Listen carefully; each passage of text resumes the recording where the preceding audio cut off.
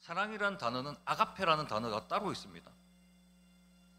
본문을 번역하면서 백부장이 종을 얼마나 귀히 여기는지, 얼마나 소중히 여기는지 그것을 한 단어로 표현하기 위해서 한글 번역에서 사랑하는 종이라고 번역되었을 뿐이지, 이 백부장 그 종을 귀히 여기고 아주 소중히 여겼던 그러한 사람입니다.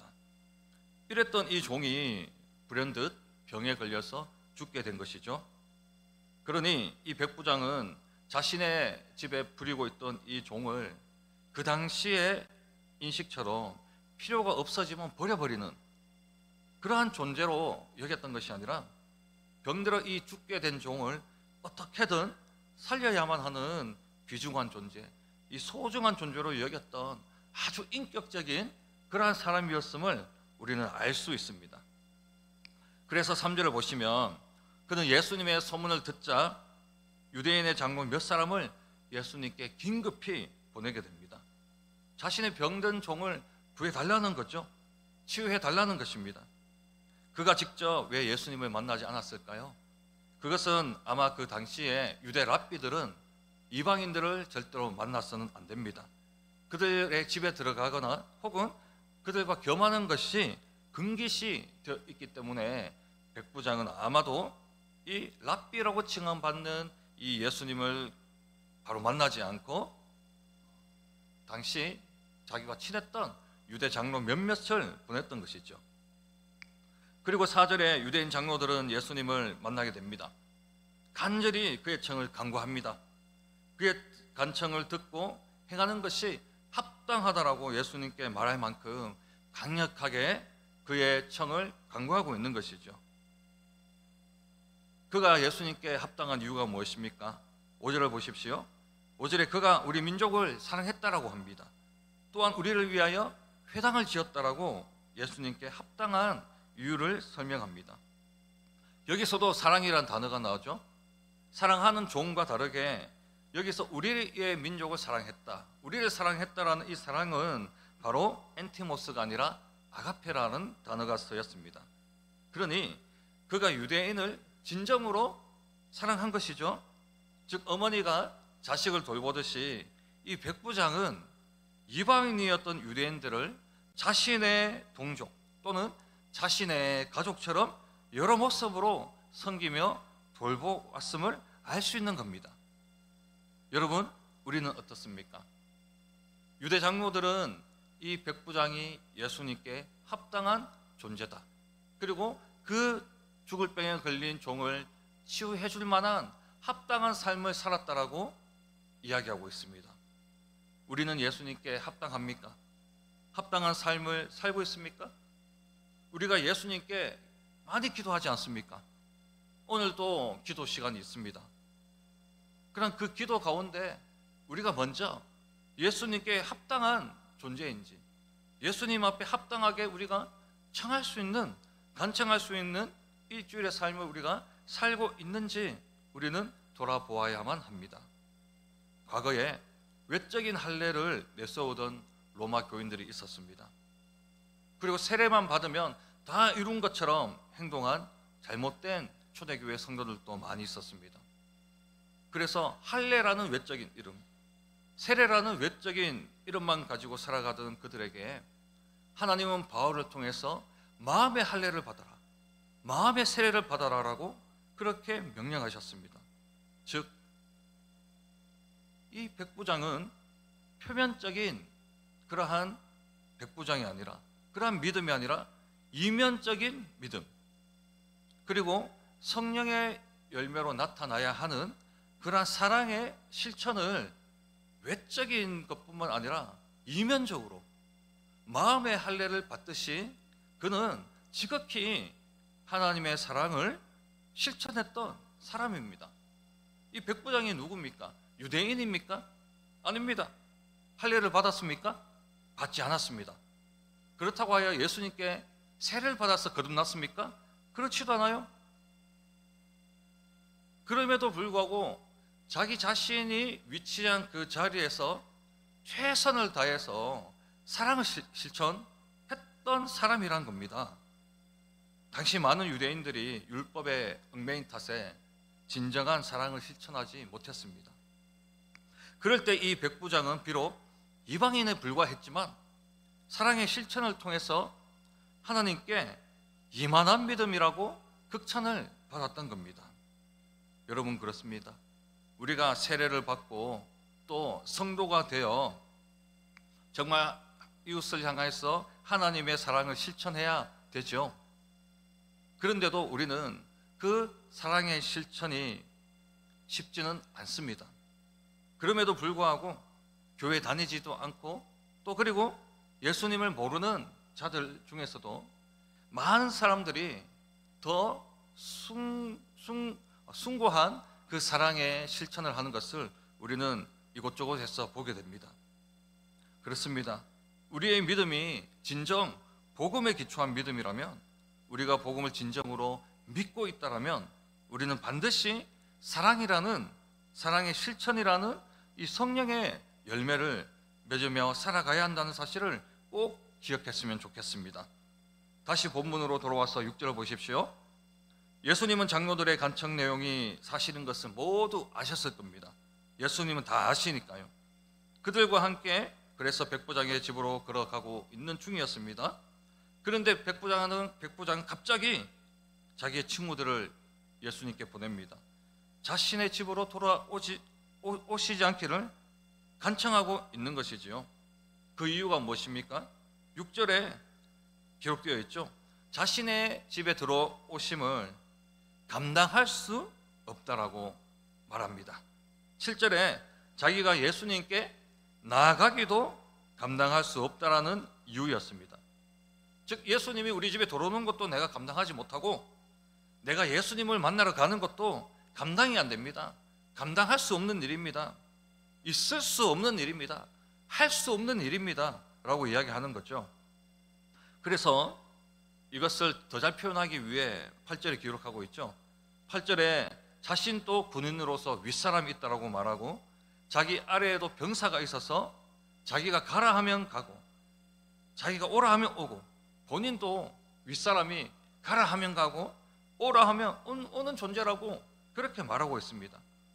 백부장이 왜 이렇게 이야기했겠습니까? 그것은 바로 예수님을 참 하나님의 본체이심을 알아봤기 때문입니다. 아마도 백부장은 유대인들의 신앙에 대해서 아마 좋은 인식을 갖고 있었을 겁니다. 처음부터 이 가버나움, 유대 가버나움에 발령받자마자 예수님을 주라고 고백하거나 하나님을 믿고 유대교로 개종하지 않았을 거예요. 그저 그들의 모습, 그들의 신앙에 대해서 좋은 인식만 가지고 있었을 겁니다.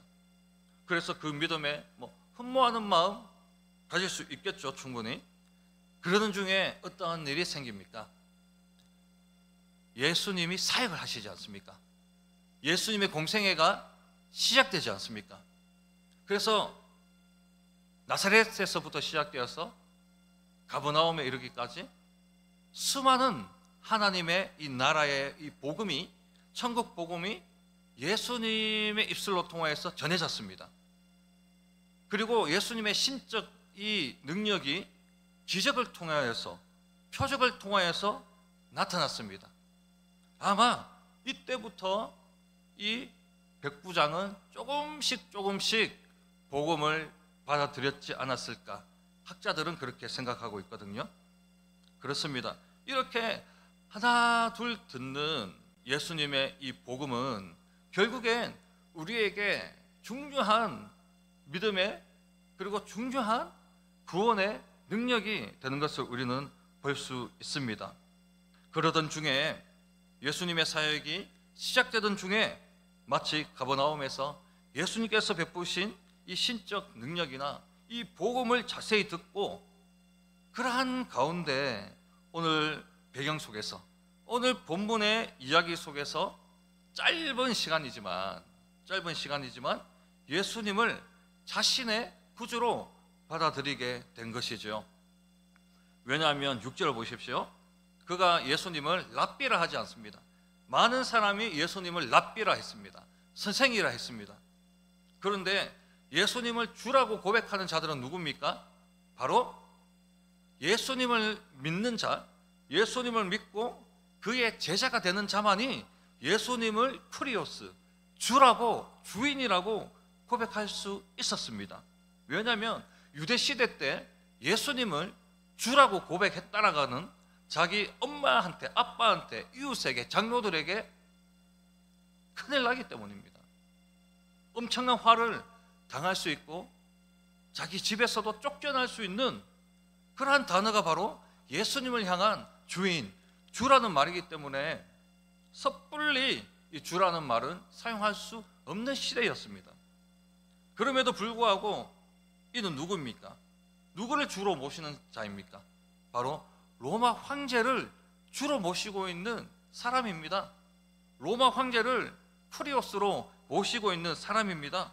주인으로 모시고 있는 사람입니다. 그런데 그런 사람의 입에서 예수님을 향하여 주라고 한다는 것은 그냥 그가 한순간의 감정이나 절실함으로 인해서 예수님께 주라고 고백한 것이 아니라 자신이 쌓아 올린 모든 덕과 모든 것보다 복음에 기초하여서, 복음에 의지하여서 예수님께 간청하고 있는 그런 것이죠. 그래서 온 세상의 창조주 되시는 예수님께, 이는 자신을 창조하셨고 지금 곧 죽을 자신의 종의 생명조차 예수님께서 한마디만 하시면 그 병이 가라 하면 가고 그 병이 오라 오면 들어옵니다. 예수님, 내 사랑하는, 내 소중히 여기는 내 종이 예수님께서 그 병을 향하여 가라 하면 갈 것입니다. 오라 하면 또 올 것입니다. 그러한 존재입니다. 저도 지금 그러한 존재입니다. 예수님께서 저를 살려주시지 않으면 영원한 지옥에, 영원한 흑암에 그렇게 빠질 수밖에 없는 그런 존재입니다. 이렇게 온 세상의 통치자가 되시는 복음에 기초하여 예수님께 간청하고 있는 것이죠. 여러분, 백부장은 모든 면에서 탁월했습니다. 자신의 병사들 뿐만 아니라 이방인들에게도 존경을 받았습니다. 유대 장로들과 예수님께 합당히 여김을 받을 만큼 이방인들도 사랑했던 사람입니다. 그럼에도 불구하고 백부장의 고백이 어떻습니까? 예수님을 감당할 수 없다라고 말합니다.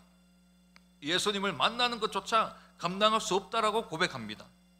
여러분, 아시다시피 예수님 시대 때 수많은 사람들이 예수님을 만나려고 했습니다. 예수님을 만나기 위해 떼를 지어 돌아다녔습니다. 따라다녔습니다. 자신의 집에 들어오기를 바랬던 삭개오를 보면 아시지 않습니까? 그리고 예수님의 옷깃이라도 잡아서 그 27년이 넘은 그러한 병, 혈육병을 앓은 그 여인이 오랜 자신의 병을 치료하여 했던 것도 여러분, 예수님 만나려는 그런 의지입니다. 그 혈육병 앓은 여인 옆에 회당장 야이로도 있었지 않습니까? 모두가 어떻습니까? 예수님을 만나려고 하는 자입니다. 예수님이 집에 들어오기를 바랬던 자입니다. 그럼에도 불구하고 이 백부장은 믿음이 달랐습니다. 믿음이 한 차원 다른 것이지요. 예수님을 만나러 가지 않았습니다. 왜 만나러 가지 않았습니까? 만날 수 없는 존재이기 때문입니다.